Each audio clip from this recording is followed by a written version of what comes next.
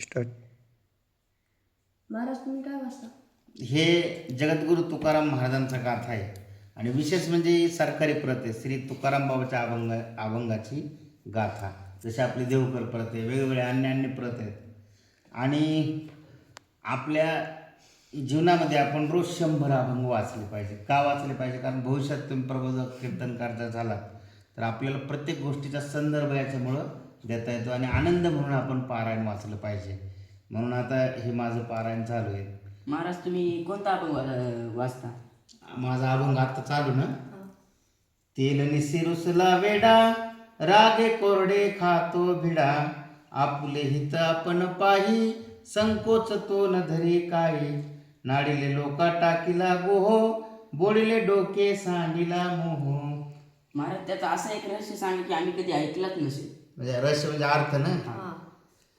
हे बघा तुकाराम महाराजांचा गाथा आहे. आता याच्या मग अशी एक अभंग आलता, बरोबर आहे की नाही, आपण बघत असताना या ठिकाणी की हा तर सांगणारच आहे तुम्हाला. पण तुकाराम महाराज ज्यावेळी भंडारा डोंगरावर जायचे, कुठल्या डोंगरावर? भंडारा डोंगरावर भजनाला जात असताना असं वचन आहे की भगवान परमात्मा पाठीमागं चालतात, त्यांच्या चरणाचं जे रज आहे ते मस्तकाला लावतात. रज म्हणजे धूळ, बरं का. रज म्हणजे काय? धूळ. आणि एकदा असा प्रसंग घडला की भंडारा डोंगरावरती महाराजांनी रामायणाचं उदाहरण सांगितलं. जणू काय प्रभू रामचंद्रांनाच रामायण ऐकायचे आणि त्यांनी तुकाराम महाराजांना विचारलं की मला तुम्ही रामायण सांगा. असा सुंदर प्रसंग रामायणातला आहे. काय? वासुकीचे बनी सीता शोक करी, काहू अंतरले रघुनाथ दुरी, येऊन लंके माझी दुष्टे केली चोरी, काहू मजानी येले अवघड लंकापुरी, सांगो त्रिजटे सखे ऐसी मात. हो, तुकाराम महाराजांनी खूप सुंदर त्या ठिकाणी उपदेश केला. सीतेचं वर्णन, वासुकीच्या वनामध्ये सीता आहे आणि ती रामचंद्राचं वर्णन करते. आता हा जो अभंग विचारला, आता ह्याचा अभंग कोणता आहे? तेल निशी रुसला वेडा. आता याचं पहिल्यांदा काय करायचं, आपण ध्रुवपद लक्षात घ्यायचं. काय ध्रुवपद? आपुले हित आपण पाही, संकोच होतो न धरी काय. आपल्या दैनंदिन जीवनामध्ये समजा आपलं एखाद्याशी पटत नाही, पण आपलं काम आहे, समजा उदाहरणार्थ दुकानदार आहे, त्या दुकानावर ती वस्तू मिळते, मग आपला वाद आहे म्हणून त्याच्या दुकानावर जायचं नाही का? असं नाही. हे पटण्यासाठी महाराजांनी आपल्याला या अभंगामध्ये 4 दृष्टांत सांगितले. तर 5वा सिद्धांत, आपुले हित आपण पाही आणि संकोच होतो न धरी काही. आपलं हित जिथं असेल तिथं संकोच धरू नका. महाराजांनी सुंदर पहिलं उदाहरण सांगितलं. काय उदाहरण सांगितलं? तेल निसी रुसला वेडा आणि रागे कोरडे खातो भिडा.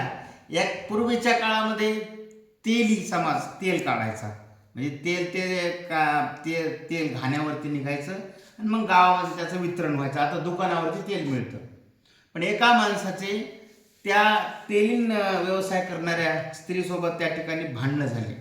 मग आता त्यानं भांडणं झाले म्हणलं, त्यानं सांगितलं मी तेलच खाणार नाही म्हटलं. रागे कोरडे खातो भिडा. रागानं काय खाऊ लागला? कोरडच खाऊ लागला. काय उपयोग आहे त्याचा? नाही. अर्थात आपले भांडणं झाले तर, परंतु आपल्याला जिथून त्या ठिकाणी असणारा तो पदार्थ मिळेल तो घेतला पाहिजे, याच्यामध्ये आपलं हित नाही. दुसरं सांगितलं, नाडिले लोका टाकीला गोहो, बोडिले डोके सांडिला मोहो. त्या ठिकाणी असणार एका बाईला राग आला आणि रागाच्या भरामध्ये तिनं काय केलं, आपल्या नवऱ्याचाच त्याग केला. हल्लीच्या काळामध्ये खूप अशा प्रथा वाढल्या. बोडिले डोक्याचे केस काढले आणि त्या ठिकाणी मोह सांडून दिला. बरं, शेजारणीच्या गेली रागे कुत्र्याने घर भरिले मागे. काय झालं? एका बाईच्या शेजारणीसोबत भांडणं झाली म्हणून ती घरच सोडून गेली. पण त्याचा परिणाम काय झाला? तिची झोपडी होती तिथं कुत्र्याने काय केलं? विष्ठा वगैरे केली. पुन्हा पिसा रागे भाजीले खर, नागवली तिने फार. एका बाईची झोपडी होती म्हातारीची. काय झालं? त्या झोपडीमध्ये पिसा झाल्यावर म्हातारीला एवढा राग आला त्या पिसाचा, तिने झोपडीच पेटून दिली. झोपडीच जळाली. आता पिसाचं काय गेलं का? नाही, म्हातारी पिशी झाली आहे का नाही.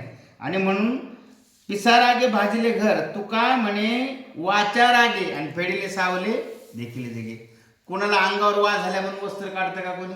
नाही काढत. याचा अर्थ असा आहे की आपलं ज्या ठिकाणी हित आहे त्या ठिकाणी आपण अशा गोष्टींकडे दुर्लक्ष केलं पाहिजे आणि आपलं हित साधलं पाहिजे, असा महाराजांचा याचा अभंग आहे. पुढा अभंगाला आम्ही सदैव सुडके, जवळ येता चोर धाके, अशा वेगवेगळे अभंग येतात.